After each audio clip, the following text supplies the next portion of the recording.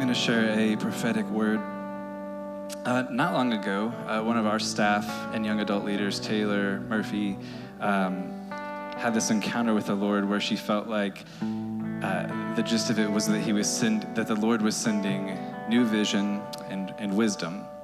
And then I spent time praying with it, and I had a similar encounter where I felt like that was also what the Lord was saying. And so I remember laying in bed and being like, Lord, can you just give me a dream about this word? And he said, no, get up and write it down. I was really tired. So I want to read it. We'll read it together as a body. Can we bring it up? You guys have that. We'll just take a second. Yeah, that'd be great.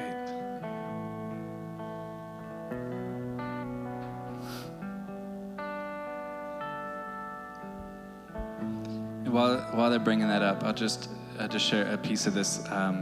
When I was starting to weigh the word, I felt like the Lord said the phrase, the hawk and the rattlesnake. And so I looked that up, and it was like a National Geographic video of a hawk versus a rattlesnake.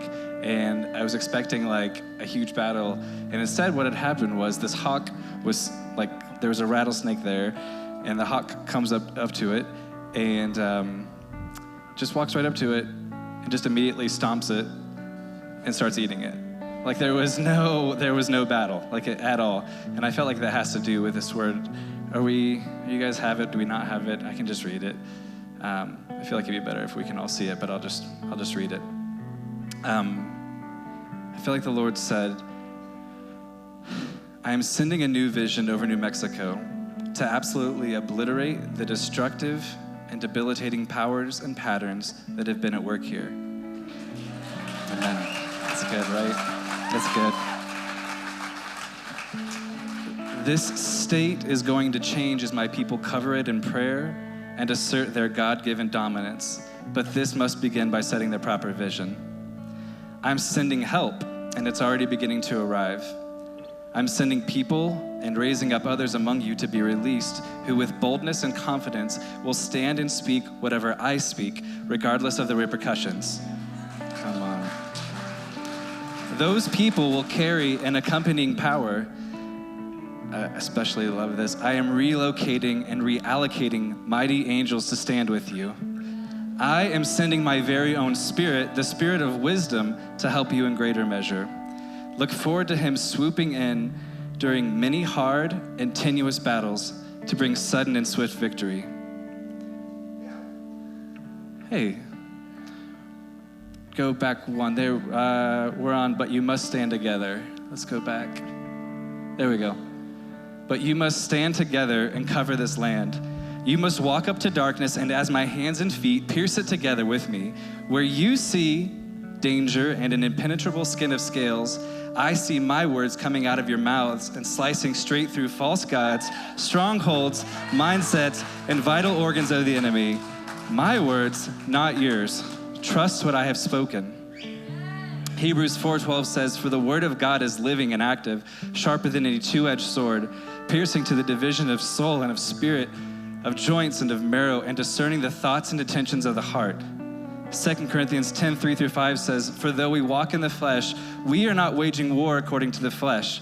For the weapons of our warfare are not of the flesh, but have divine power to destroy strongholds. We destroy arguments and every lofty opinion raised against the knowledge of God, and take every thought captive to obey Christ. And oh, you better drink.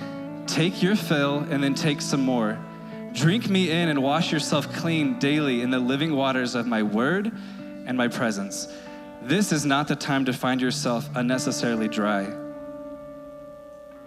This is not the time to find yourself unnecessarily dry. Like a cactus retaining water between rainfalls, be wise with your bodies and your spirits. Drink deeply and often, taking my words in as your own. There are times coming where you will be in what feels like an extended battle, and you won't always have the time you'd like to pull back, rest, rehydrate, and recover. Be disciplined, as Paul writes in 1 Corinthians 9:25-27. Every athlete exercises self-control in all things.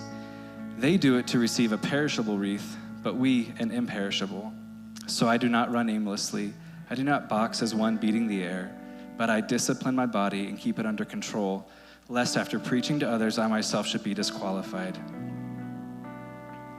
Come away with me often, and don't overexert yourselves and expend your energy where I'm not asking you to.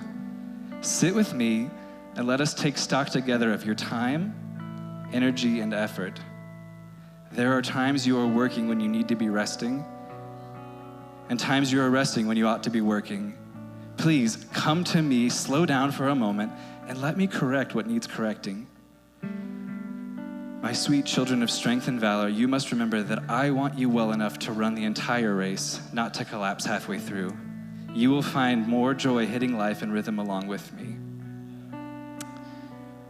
And it ends with this: my people, be encouraged. Victory is coming to the land you love and live in. I am coming in ways you've longed to see me come. My kingdom is beginning to break forth, and goodness is crossing the threshold. And you will be standing on the battlefield with me in this. A sense of fulfillment and satisfaction, a smile across your face as you get your hands dirty and stand in what I have promised. But I speak this clearly once more. This must begin by setting the proper vision. Jesus, Jesus.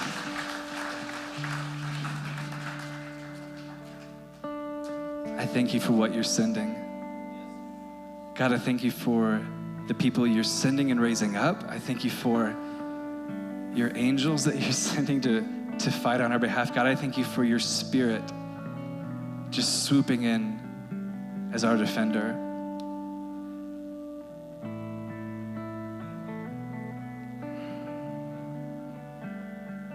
God, I thank you that victory is coming, that your kingdom's breaking out,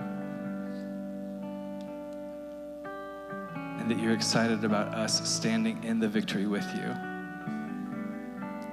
God, we receive your new vision. God, I just pray that as a body, we would drink deeply and often of you, of your presence and of your word, God, and that we wouldn't find ourselves unnecessarily dry. Yeah. God, come. We invite you into our church, into our city. We invite you to change New Mexico for your glory, God.